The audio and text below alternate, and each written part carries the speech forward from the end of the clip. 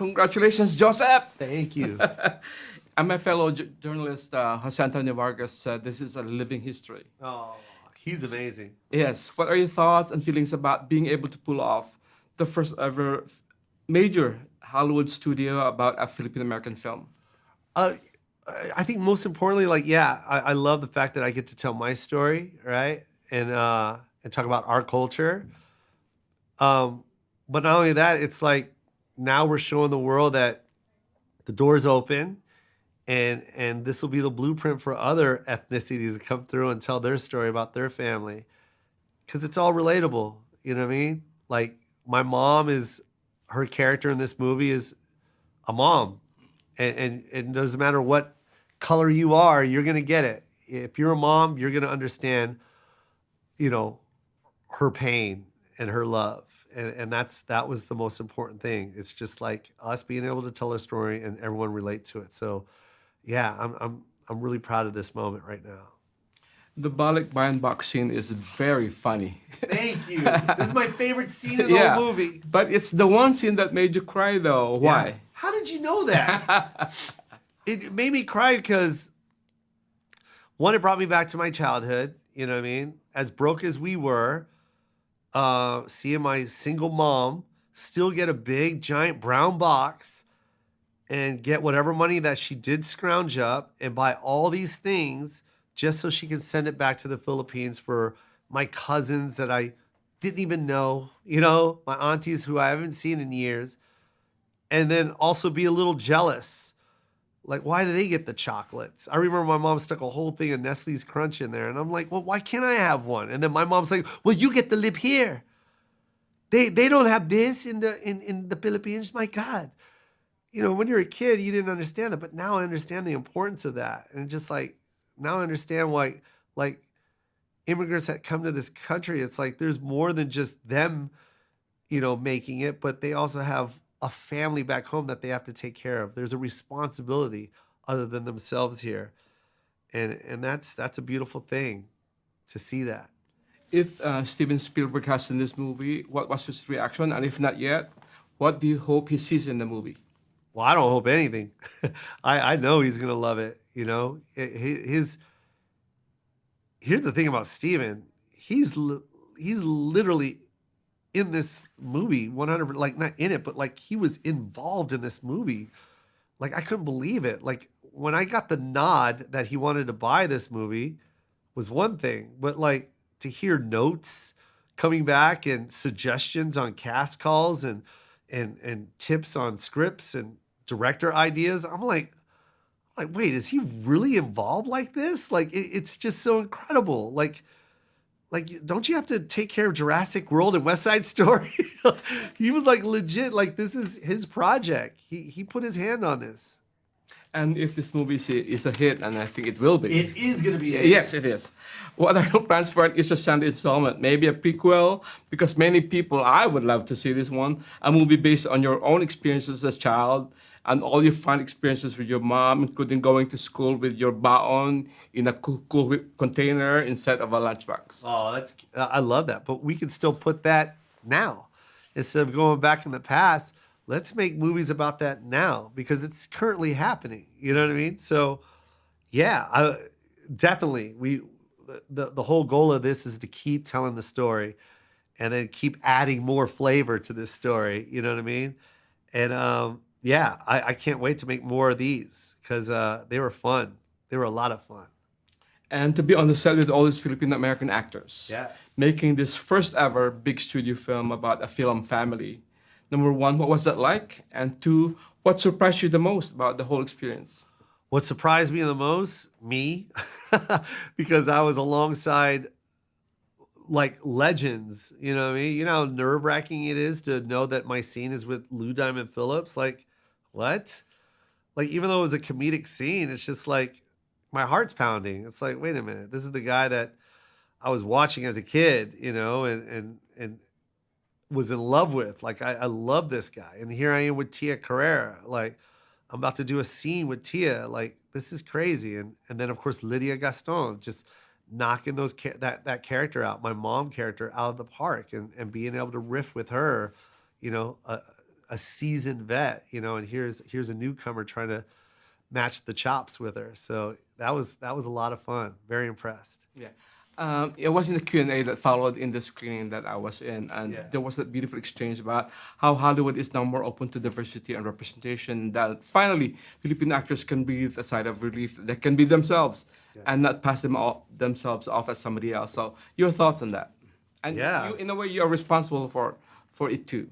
Well, that was my whole goal when I said that. It's like we don't need to typecast anymore. It's like these people you work with. It's like, you know, what the cop should be described as cop. You know what I mean? Just anyone can go in and audition for that. And a fireman, it's just fireman, you know, or fire person, whatever we have to say. It's like, yeah, like these people no longer have to be specific anymore. And I believe with this movie we're doing that. We're opening up that door, and I want more to walk through, and not just Filipinos. I want all of us to walk through now, and all of us get a chance to be heard and be represented. And as a Filipino American, I thank you, Joker, for making me be able to be a part of this living history, as Jose would say. Oh man, this Yes. is what it's all about, man. Yeah. I'm getting all emotional right now. I'm trying so hard not to cry. It's like every other person I'm crying, but I'm holding it in because this is the reason why we did it.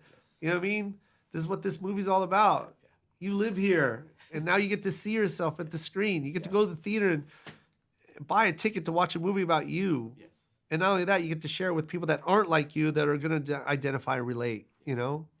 That's what this is all about, man. I love you, bro. I love you too. So Thank you so much. for what you do, man. Thank you so much. Yeah. Hi, Tian. Vida, congratulations. Thank you. To be on the set with all these Filipino American actors making this first ever major studio film about a Filipino American family.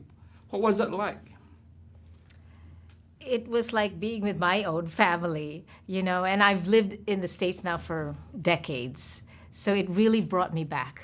And it was so heartwarming, you know, but also the fighting. It was really easy to pull from that. It brought back so many memories. And with these actors, it was great fun. And for me, after almost 40 years in this business, playing Japanese, Chinese, Vietnamese, Thai, I mean, everything, to finally get to represent, you know, the homeland of my father and, you know, my people, and to get to celebrate that and bring that to the world on a big screen, this is incredible. I'm so grateful that I get to be a part of it, you know? For you, Tia, did you base your tita on a composite of several titas or some Yes. titas in your family, or did you base it in one particular tita? No, it was, I mean, my grandma's very reserved and my mom's very Americanized. So I was going to my dad's sister, Auntie Belle, Tita Belle, Arabella, and my neighbors, and, you know, that were more fiery and more spicy, you know. So it's just sort of a composite character, but very familiar, I think, to a lot of people. So hopefully I did my job well and people will recognize specific people from this. And for you, Lydia, what kind of conversations did you have about playing Joker's character's mom?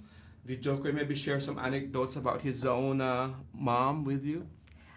He shared with me some of the expressions that his mom would do, like "aba," you know, like that kind of thing. And you know, growing up in the Philippines, I just know what that connotes, you know, what that's about, and like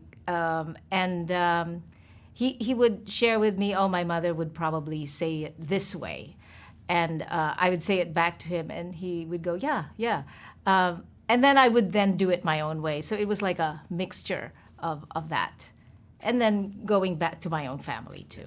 Yeah. So for both of you, what was the one scene that resonated with you? Oh, goodness.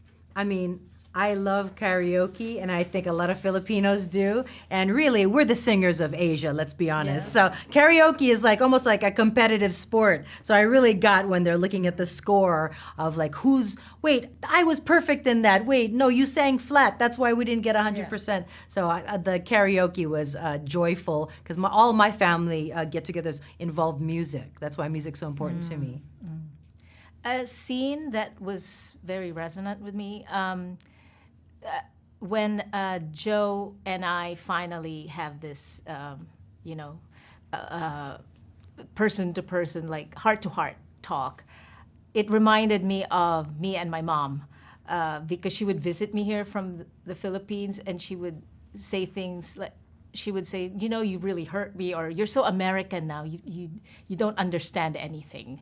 So that kind of resonated that way. My fellow journalist, Jose Antonio Vargas, during that Q&A, said that this is living history. So can you talk about how it took Jokoy and also Steven Spielberg to bring us to this moment that finally we have a film about the Filipino Americans that it took years, you know, for us to finally get here? That's exactly what I just said. I said it took somebody as Yeah. major as Joe Coy Yeah. with as much reach as he has, and someone with as much power as a Steven Spielberg to get this on like 3,500 screens in a theater. It is the time. It seems like serendipitous convergence of people to get us to this point. Otherwise, it would have been another 40 years. Maybe I wouldn't have been able to play a role like this. And Joe has this unique appeal to all ages, you know, and many cultures. different cultures also, yeah. Yes. And I was there in the Q&A after the screening, and you answered the question very beautifully. But I want to hear it again for my interview benefit that with Hollywood being more open now to diversity and representation, Filipino Americans can now be themselves. You know, they can finally be Filipinos instead of passing themselves as somebody else. So your thoughts on that? Finally, we're getting to that point. I mean, I'm an actress first and foremost, and if the roles that I had at the time were in a tea house or a Viet Cong terrorist in the rice paddies, so be it. I'm grateful to have the job to get the resume up to the level where I can be the head of a movie. But it took even more, power and more, I guess maybe more marketplace value to get it in front of the eyeballs that we can have an entirely Filipino cast, that there's not just one person, that's in front of the camera.